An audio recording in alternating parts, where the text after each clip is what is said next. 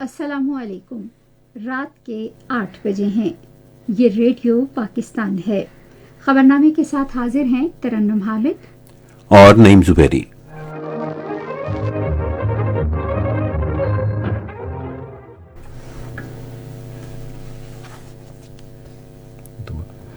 اور سب سے پہلے اہم خبروں کا خلاصہ۔ وزیر اعظم نے تمام سیاسی قوتوں پر زور دیا ہے کہ وہ پاکستان کو ایک اقتصادی طاقت بنانے کے لیے اجتماعی دانشمندی کا مظاہرہ کرتے ہوئے میثاق معیشت پر دستخط کریں۔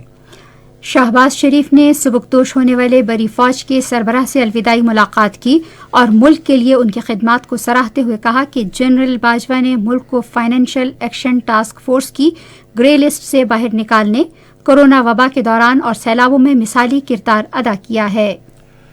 پاک فوج میں کمانڈ کی تبدیلی کی پروقار تقریب کل جنرل ہیڈ کوارٹرز راولپنڈی میں منعقد ہوگی۔ وزیر خزانہ نے عوام کو زیادہ سے زیادہ ریلیف کو یقینی بنانے کے لیے چینی کے اسٹریٹجک ذخائر اور قیمتوں کو برقرار رکھنے کی ضرورت پر زور دیا ہے۔ منصوبہ بندی کے وزیر نے سرمایہ کاروں پر زور دیا ہے کہ وہ معیشت کو مضبوط کرنے کے لیے ملک میں سرمایہ کاری کریں۔ امور خارجہ کی وزیر مملکت افغان عبوری حکومت کے ساتھ دو طرفہ امور اور علاقائی سیکیورٹی پر سیاسی مذاکرات کے لیے کل کابل کا دورہ کریں گی۔ چین نے کہا ہے کہ پاکستان اور چین BRI اور سی پیک میں تمام ممالک اور تنظیموں کی شمولیت کا خیر مقدم کرے گا۔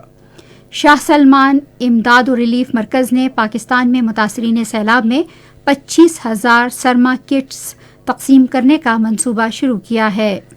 بھارت کی ہندتوا حکومت نے مقبوضہ جموں و کشمیر میں آزادی پسند رہنماؤں اور تنظیموں پر جاری کریک ڈاؤن کے حصے کے طور پر مقبوضہ علاقے میں جماعت اسلامی کے مزید 100 تعلیمی اداروں اور دیگر جائیدادوں کو بند کرنے کا فیصلہ کیا ہے۔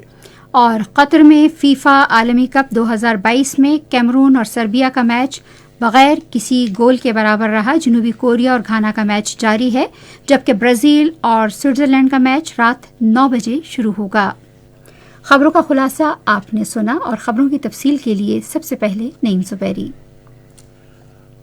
وزیر اعظم شہباز شریف نے سبکدوش ہونے والے army chief general Qamar Javed Bajwa کی پاک فوج ملکی دفاع اور قومی مفادات کے تحفظ کے لیے خدمات کو سراہا ہے۔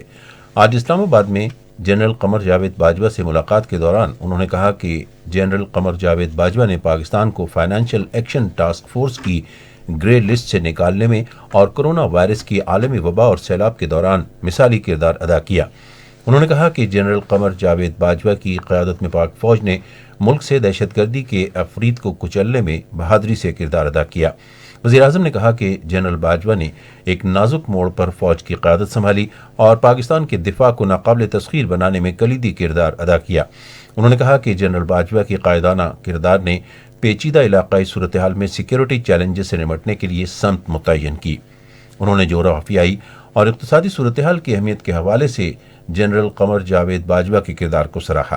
شہباز شریف نے کہا کہ پاکستان کو معاشی طاقت بنانے کے لیے میثاق معیشت پر دستخط کر کے تمام سیاسی قوتوں کو اجتماعی دانش کا مظاہرہ کرنا ہوگا۔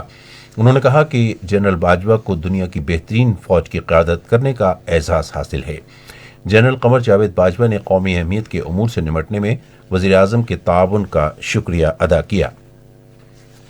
بری فوج کے سربراہ جنرل قمر جاوید باجوہ نے آج اسلام آباد میں صدر ڈاکٹر عارف الوی سے الوداعی ملاقات کی۔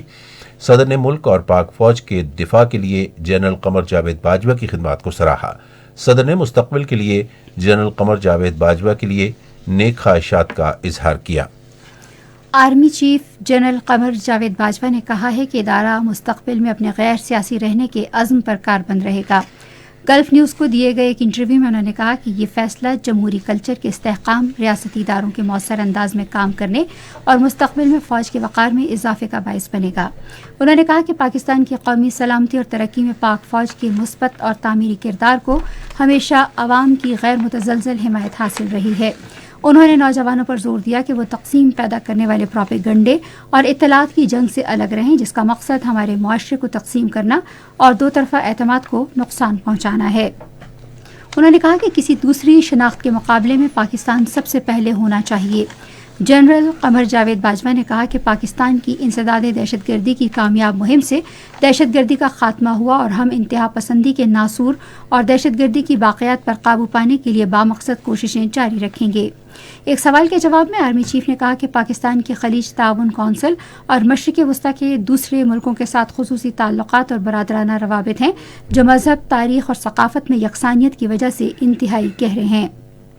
آرمی چیف نے کہا کہ پاکستان کی خارجہ پالیسی کے لیے عسکری سفارتکاری لازمی ہے اور دوسرے ملکوں کے ساتھ پاکستان کے دو طرفہ برادرانہ تعلقات کو مضبوط کرنے میں اہم کردار ادا کرتی ہے۔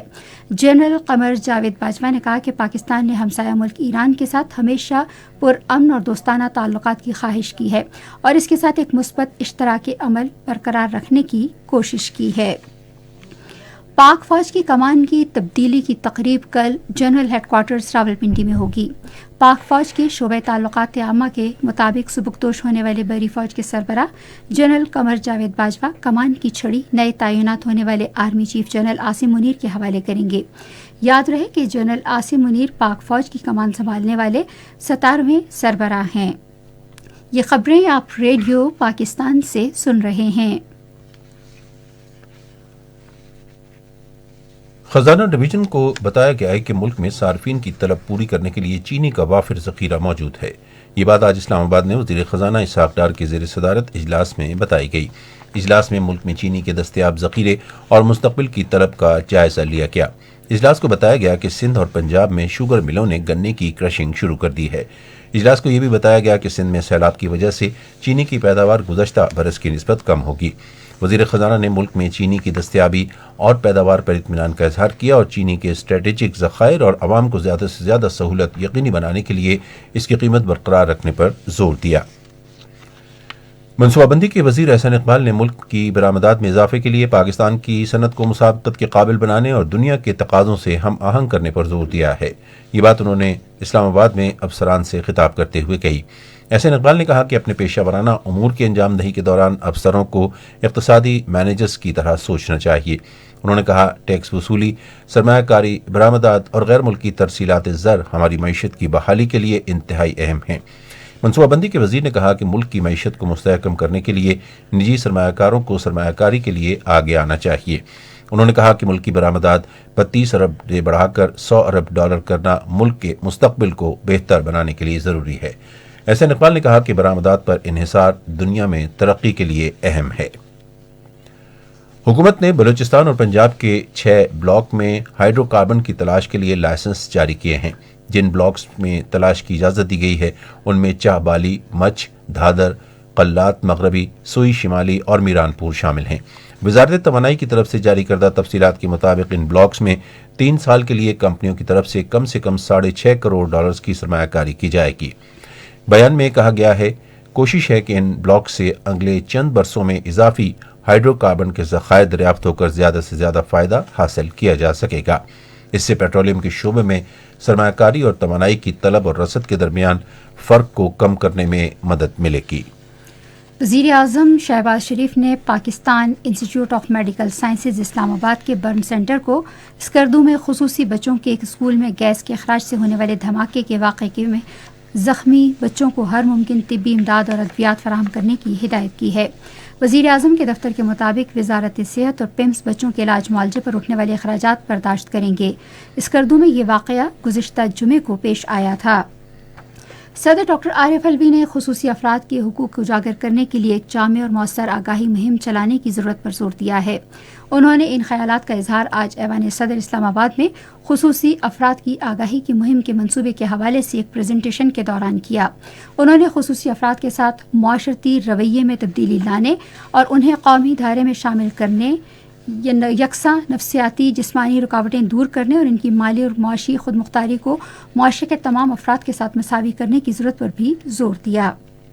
ڈاکٹر عارف الوی نے خصوصی افراد کی تمام صلاحیتوں سے بھرپور استفادہ کرنے کے لیے نفسیاتی اور جسمانی رکاوٹوں کے خاتمے اور انہیں معاشرے کے کارآمد افراد بنانے کے لیے سازگار ماحول پیدا کرنے کی ہدایت کی۔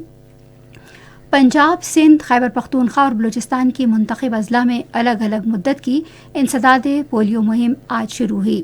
مہم کے دوران 5 سال سے کم عمر کے 1 کروڑ 35 لاکھ بچوں کو پولیو سے بچاؤ کے قطرے پلائے جائیں گے۔ پنجاب کے 9 اضلاع میں پولیو مہم کا آغاز آج سے ہو گیا۔ تفصیلات ہمارے لاہور کے نمائندے محمد جواد سے۔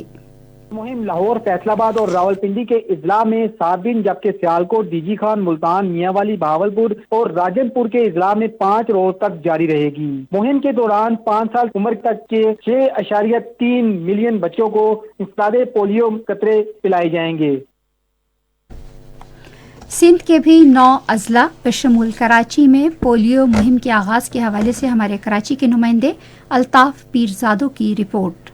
وزیر اعلیٰ سندھ سید مراد علی شاہ نے آج وزیر اعلیٰ ہاؤس کراچی میں بچوں کو پولیو سے بچاؤ کے قطرے پلا کر مہم کا افتتاح کیا۔ اس موقع پر وزیر اعلیٰ سندھ سید مراد علی شاہ نے شہریوں بالخصوص والدین سے اپیل کی کہ مہم کے دوران محکمہ صحت کی ٹیموں سے تعاون کیا جائے تاکہ ملک کو پولیو کے مرض سے پاک کیا جائے۔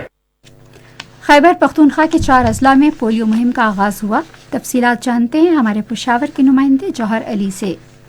Emergency operation centre Khyber Pakhtunkhwa کے مطابق بنو اور شمالی وزیرستان میں 5 روزہ انسداد پولیو مہم کے دوران 3 لاکھ سے زائد بچوں کو پولیو سے بچاؤ کے قطرے پلائے جائیں گے۔ پولیو ٹیمیں گھر گھر جا کر بچوں کو پولیو سے بچاؤ کے قطرے پلائیں گی۔ یہ ٹیمیں بس اڈوں، ریلوے اسٹیشنوں، افغان مہاجر کیمپوں اور دیگر عوامی مقامات پر بھی موجود رہیں گی۔ پولیو ٹیموں کی حفاظت کے لیے سیکورٹی کے سخت انتظامات کیے گئے ہیں۔ بلوچستان کے 6 اضلاع میں بھی آغاز آج سے ہو گیا۔ تفصیلات بتا رہی ہیں ہماری کوئٹہ کی نمائندہ عائشہ عباسی۔ بلوچستان کے 6 اضلاع میں 7 روزہ انسداد پولیو مہم آج سے شروع ہو گئی ہے، جس کے لیے تمام انتظامات مکمل کر لیے گئے ہیں۔ پولیو مہم کے دوران تقریباً 9 لاکھ سے زائد بچوں کو پولیو سے بچاؤ کے قطرے پلانے کا ہدف مقرر کیا گیا ہے۔ مہم میں مجموعی طور پر 4000 سے زائد ٹیمیں حصہ لے رہی ہیں۔ چیف الیکشن کمشنر سکندر سلطان راجہ نے انتخابی نظام میں مزید شفافیت لانے کے لیے کمپیوٹرائزڈ انتخابی فہرستوں کے نظام کو بہتر بنانے کے اقدامات کرنے کا عزم ظاہر کیا ہے۔ آج اسلام آباد میں ایک اجلاس کی صدارت کرتے ہوئے انہوں نے تمام صوبوں کے کمپیوٹرائزڈ انتخابی فہرستوں کے نظام میں بہتری لانے کے لیے تجاویز کا جائزہ لیا۔ اجلاس میں نئے ووٹرز کے اندراج، تلاش اور نگرانی میں شفافیت لانے کے اقدامات پر بھی تبادلہ خیال کیا گیا۔ امور خارجہ کی وزیر مملکت ہنا ربانی کھر کل کابل کا 1 روزہ دورہ کریں گی اور افغان عبوری حکومت کے ساتھ سیاسی مذاکرات کریں گی۔ دفتر خارجہ کے ترجمان کے مطابق اس دورے میں 2 طرفہ تعلقات، تعلیم، تجارت اور سرمایہ کاری کے شعبوں میں تعاون، علاقائی روابط، لوگوں کے ساتھ تعلقات اور خطے میں سلامتی کے امور پر تبادلہ خیال کیا جائے گا۔ وزیر مملکت افغانستان میں امن کے استحکام اور خوشحالی کے فروغ کے لیے کی جانے والی تمام کوششوں میں پاکستان کی مسلسل وابستگی اور حمایت کا اعادہ کریں گی۔ افغانستان کے ہمسائے اور دوست کی حیثیت سے پاکستان افغانستان میں انسانی بحران کے خاتمے کی اپنی کوششوں اور افغان مرد و خواتین اور بچوں کی اقتصادی خوشحالی کے لیے حقیقی مواقع پیدا کر کے افغان عوام کے ساتھ یکجہتی کا اظہار کرے گا۔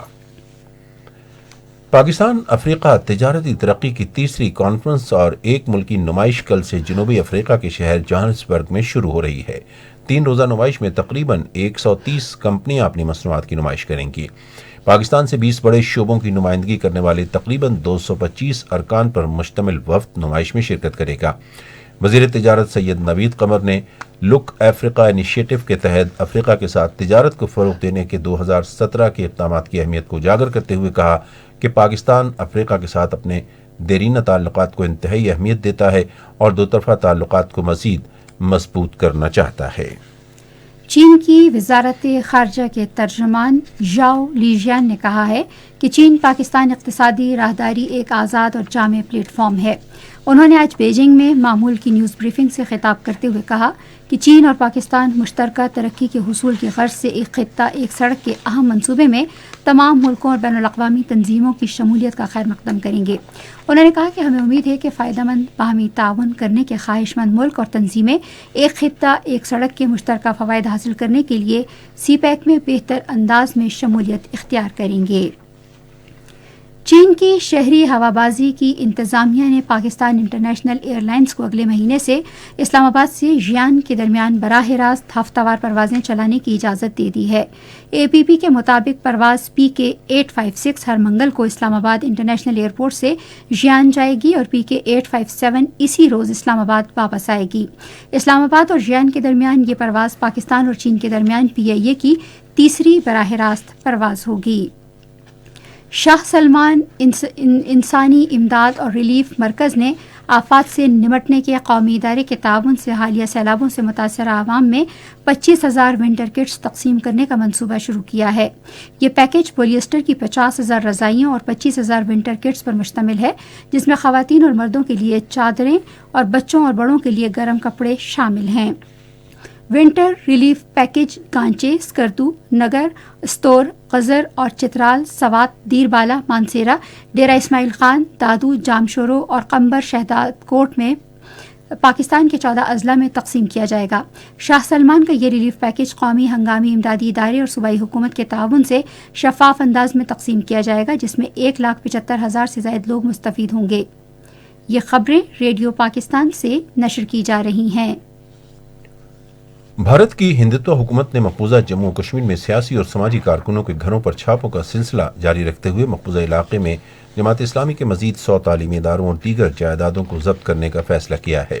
کشمیر میڈیا سروس کے مطابق یہ فیصلہ بھارتی وزیر داخلہ امیت شاہ اور RSS کے ہندوتوا نظریات سے متاثرہ RR سوائن کی سربراہی میں ریاستی تحقیقاتی ادارے SIA کی طرف سے مقبوضہ علاقے میں جاری آزادی پسند رہنماؤں اور تنظیموں کے خلاف کریک ڈاؤن کا حصہ ہے۔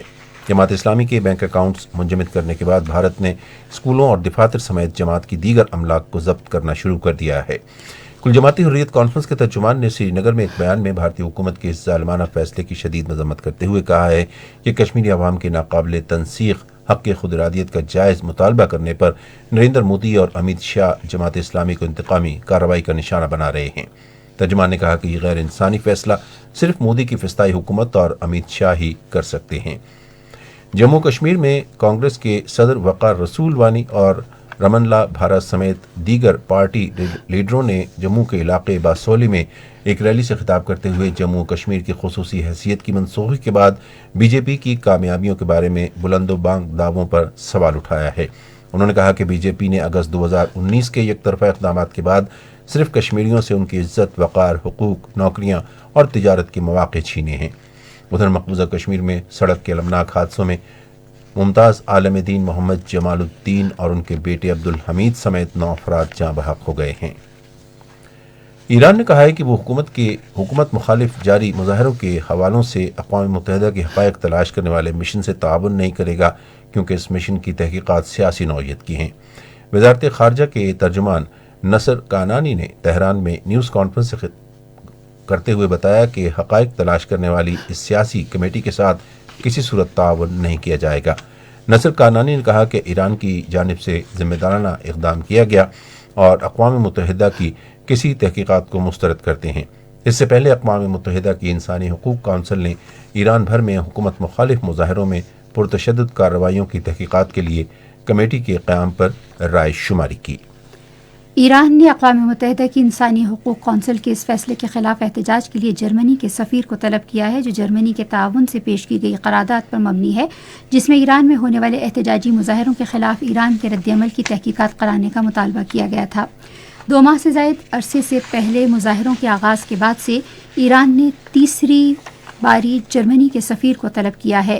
ایران کی خبر رساں ایجنسی ایرنا نے کہا ہے کہ ایران میں حالیہ واقعات کے بارے میں جرمنی کی جانب سے اقوام متحدہ کی انسانی حقوق کونسل کے خصوصی اجلاس بلانے کے اقدام کے بعد ایران کی وزارت خارجہ نے جرمنی کے سفیر ہینس اودو موزیل کو طلب کیا ہے۔ ترک فورسز نے شمالی شام میں 14 دہشت گردوں کو ہلاک کر دیا ہے۔ ترکیے کی وزارت دفاع نے اپنے ٹویٹر ہینڈل پر کہا ہے کہ دہشت گرد آپریشن پیس اسپرنگ اور آپریشن آلیو برانچ علاقوں میں حملہ کرنے کی منصوبہ بندی کر رہے تھے۔ نیوٹر الائنس کی اصطلاح مذکورہ دہشت گردوں کی جانب سے ہتھیار ڈالنے، ہلاک کرنے یا انہیں گرفتار کرنے کے معنوں میں استعمال کی جاتی ہے۔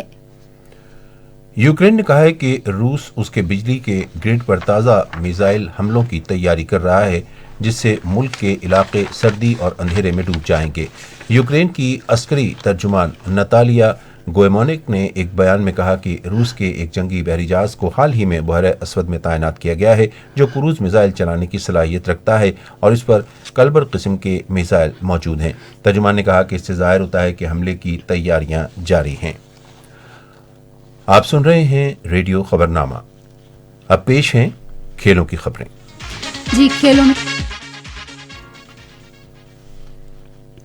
کھیلوں میں سب سے پہلے بات ہوگی فیفا کپ کی۔ قطر میں جاری فیفا عالمی کپ 2022 میں الجنوب اسٹیڈیم میں کیمرون اور سربیا کے درمیان ہونے والا میچ بغیر کسی گول کے برابر رہا۔ دوسرے میچ میں گھانا نے جنوبی کوریا کو 3-2 سے شکست دے دی اور تیسرا میچ رات 9 بجے برازیل اور سوئٹزرلینڈ کے درمیان کھیلا جائے گا۔ انگلینڈ ٹیسٹ کرکٹ ٹیم کے کپتان بین اسٹوکس نے اوپن میچ اپنی میچ فیس سیلاب متاثرین کو عطیہ کرنے کا اعلان کیا ہے۔ انگلینڈ کرکٹ ٹیم 3 میچوں کی ٹیسٹ سیریز کے لیے پاکستان میں موجود ہے، جس کا آغاز جمعے سے راولپنڈی میں ہو رہا ہے۔ انہوں نے اپنے ٹویٹ میں کہا کہ اس سال پاکستان میں تباہی مچانے والا سیلاب افسوسناک ہے، جس سے پاکستان اور اس کے عوام متاثر ہوئے ہیں۔ انہوں نے مزید کہا کہ میں اس ٹیسٹ سیریز سے حاصل ہونے والی میچ فیس پاکستان میں سیلاب متاثرین کے لیے عطیہ کروں گا۔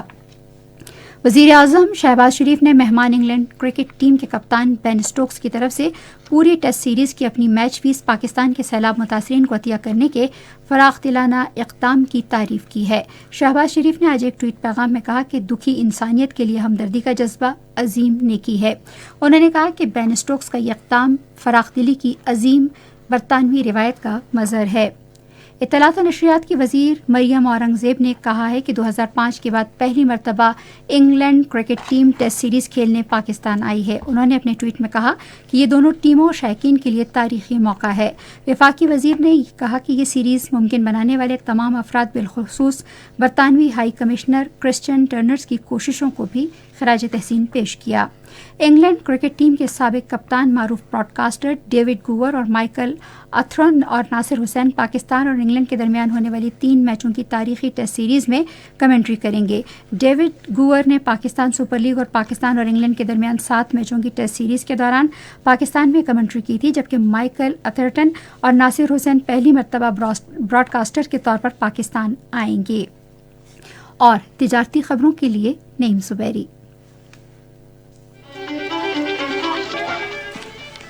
وزیراعظم کے معاون خصوصی تسنیم احمد قریشی نے کہا ہے کہ حکومت صنعتوں کی بحالی کے لیے مقامی سرمایہ کاروں کو راغب کرنے کی کوشش کر رہی ہے۔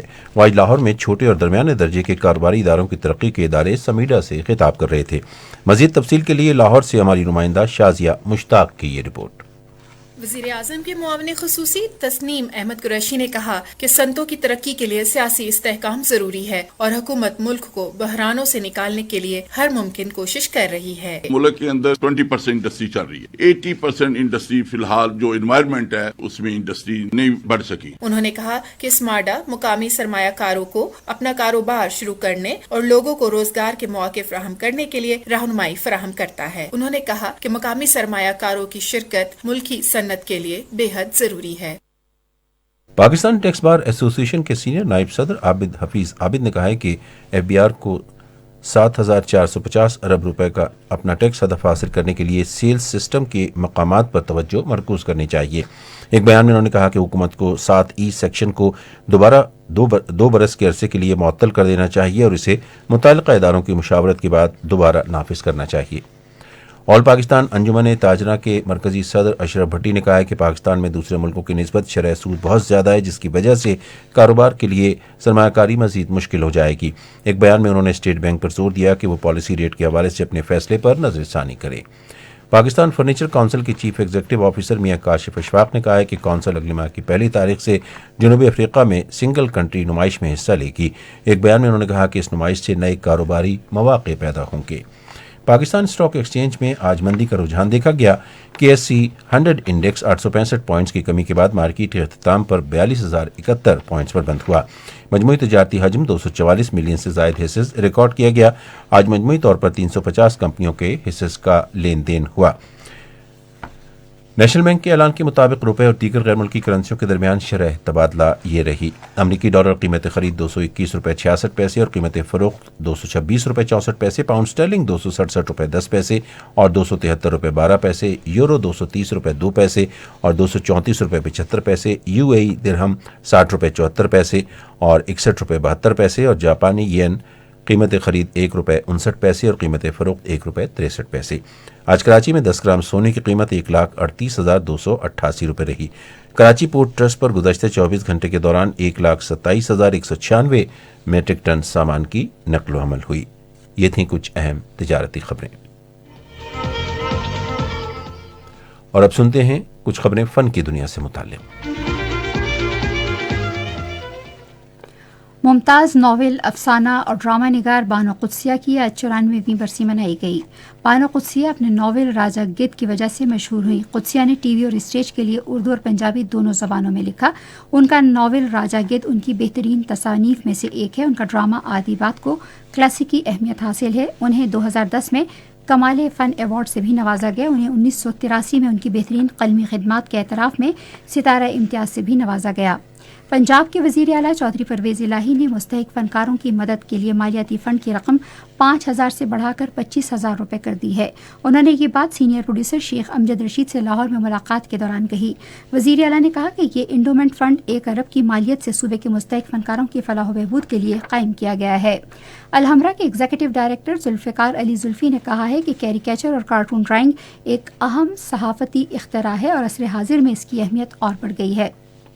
उन्होंने ये बात फैसलाबाद अदबी मेले में प्रोग्राम लकीरें बोलती हैं में मारूफ कार्टूनिस्ट जावेद इकबाल के हमरा गुफ्तगू के दौरान कही। उन्होंने कहा कि अलहमरा कैरिकेचर ड्राइंग और कार्टून बनाने से मुतालिक एक तरबियती वर्कशॉप का एहतमाम 12 से 16 दिसंबर 2022 तक मुनक्किद करेगा। लोकवर्सा इस्लामाबाद में जारी 10 रोज़ा लोक मेला बड़ी तादाद में लोगों की तवज्जो का मरकज़ बन रहा है। मेले में 500 से ज़ायद फ़नकार अपनी दस्तकारियों की नुमाइश फ़ाल अंदाज में कर रहे हैं जो लोगों को मुतवज्जे कर रही है। नुमाइश में शामिल दस्तकारियों में कढ़ाई, ब्लॉक प्रिंटिंग, खुसा साजी, मुजस्मा साजी, गुड़िया बनाने के स्टॉल्स, ट्रक आर्ट और दीगर बहुत सी दस्तकारियाँ शामिल हैं। और अब चलते हैं साइंस की दुनिया में। बाज़ अफराद ज़िंदगी में तख्लीकी फ़िक्र से माला माल होते हैं और कुछ अफराद में ये सलाहियत कम होती है। ताहम अब आम अफराद भी मश्क की बदौलत अपनी तख्लीकी फ़िक्र बढ़ा सकते हैं। एक मुताले से मालूम हुआ है कि तख्लीकी अमल किसी की मीरास नहीं बल्कि इसके लिए सोच के रुख को बदलने से भी वही मकासद हासिल किए जा सकते हैं। बिलखुसूस शदीद जज्बाती कैफियत में माइंड सेट बदल कर तख्लीकी उमूर अंजाम दिए जा सकते हैं। माहिरीन ने ज़ख्म पर रखने का एक ऐसा पेवंद बनाया है जो हल्की बिजली खारिज करके ज़ख्म को तेज़ी से मुंदमिल करता है। एक अरसे से माहिरीन ये कहते रहे कि ज़ख्म पर हल्की बिजली देकर इन्हें भरा जा सकता है, जिसके बाद स्टैनफोर्ड यूनिवर्सिटी के माहिरीन ने हाइड्रोजेल और बर्क़ी सर्किट पर मुश्तमिल पेवंद बनाया है, जिसके हौसला अफजा नताइज सामने आए हैं। माहिरीन ने एक छल्ले नुमा अंगूठी बनाई है जो मच्छरदानी का काम करते हुए आहिस्ता आहिस्ता माहौल दोस्त दवा खारिज करती है और मच्छर आपसे दूर रहने पर मजबूर हो जाते हैं। माहिरीन ने 3D प्रिंटर से ये छल्ला बनाया है जिसमें मच्छर भगाने वाली ख़ास दवा भरी गई है। पहनी जाने वाली अंगूठी या छल्ले से आहिस्ता आहिस्ता एक दवा खारिज होती रहती है और तवील अरसे तक काम करती रहती है। और अब पेश है आज के मौसम की रिपोर्ट।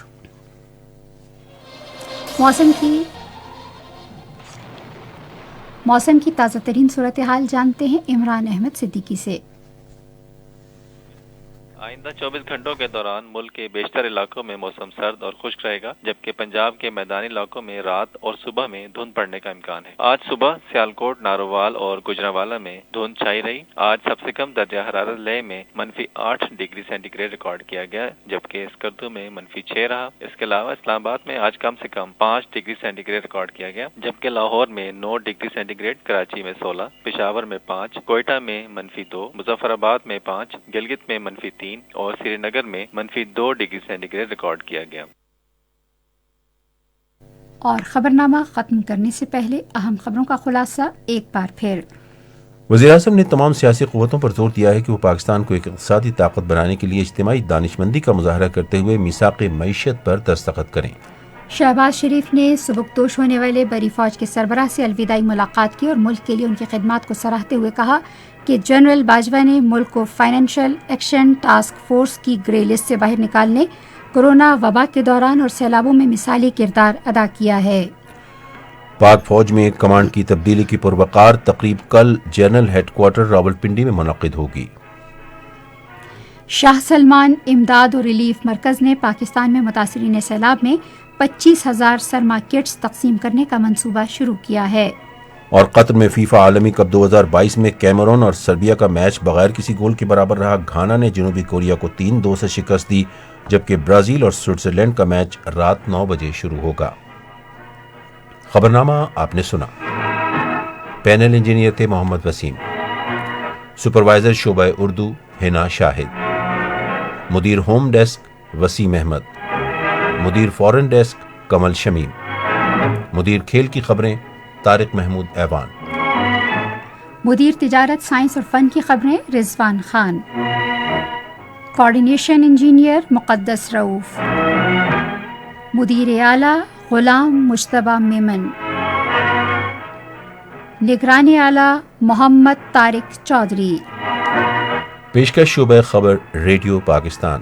مزید خبروں اور تجزیوں کے لیے ہماری ویب سائٹ ہے radio.gov.pk اور آپ ریڈیو پاکستان کے آفیشیل فیس بک پیج ریڈیو پاکستان نیوز پر خبرنامے کی براہ راست ویڈیو سٹریمنگ بھی ملاحظہ کر سکتے ہیں۔